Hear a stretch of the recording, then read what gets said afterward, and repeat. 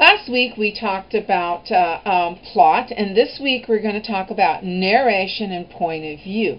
And of course the narrator of a story is very important because all the evidence that we get, whether it is either direct information, that is the narrator of the story says, Mary was a smart woman, or whether it is indirect, wherein the author, through the narrator, shows us how smart Mary is without directly telling us.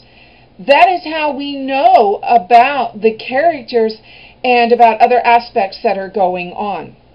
Now, one of the things that I ask you about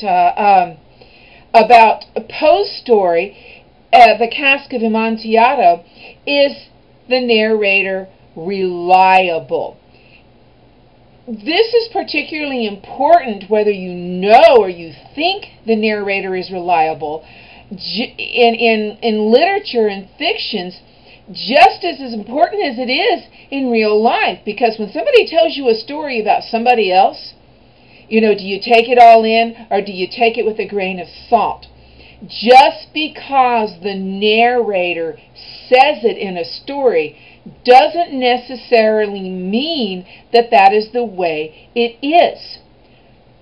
Especially if it's coming from first person, as is Poe's story told by Montresor.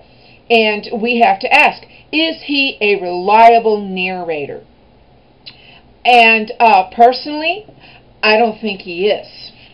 The reason why I say this is not because of the way the action unfolds or how he, tells about what happened down in the catacombs underneath his house.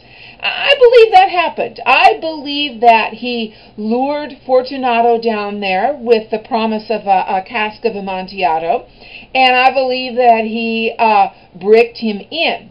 But I don't believe the other circumstances in the story.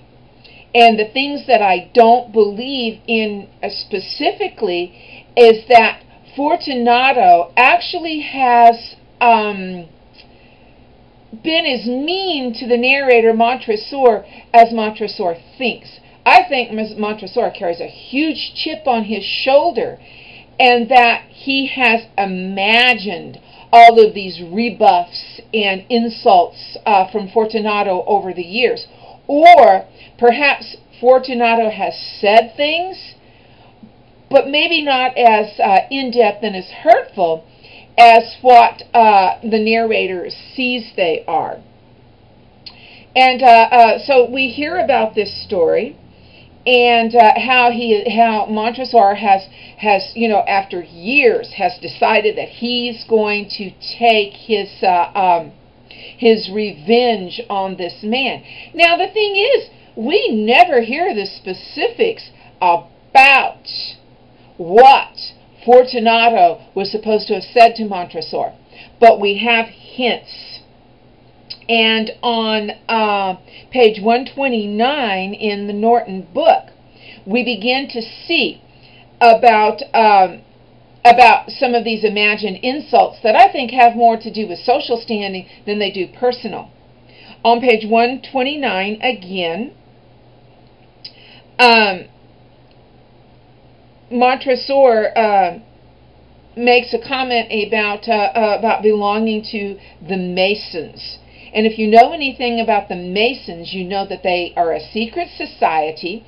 And obviously Fortunato is a member of the Masons, and Montresor is presenting himself as a member. But at one point, about halfway down the page, Montresor says of Fortunato, "He laughed and threw the bottle upwards with a gesticulation I did not understand. I looked at him in surprise. He repeated the movement, a grotesque one. 'You do not comprehend?' he said. 'Not I,' replied. 'Then you are not of the Brotherhood.' 'How? You are not of the Masons.' 'How?' 'Oh, excuse me, I'm repeating myself. 'Yes, yes,' I said. 'Yes, yes.' 'You? Impossible. A Mason?' 'A Mason,' I replied. 'A sign,' he said. 'A sign.' It is this, I answered, producing from beneath the folds of my roquelaire a trowel. Now, the trowel, of course, is a tool that you use in making brickwork. Montresor is making a joke there. Fortunato doesn't get it, but the fact that Fortunato makes the gesture and the fact that Montresor does not know what it is, Fortunato has just insulted him again. Montresor, excuse me, my cat's in the way. Montresor has been called up short. I'm going to stop here because I get too long-winded and I can't upload it to YouTube, so I'm going to continue in the next one.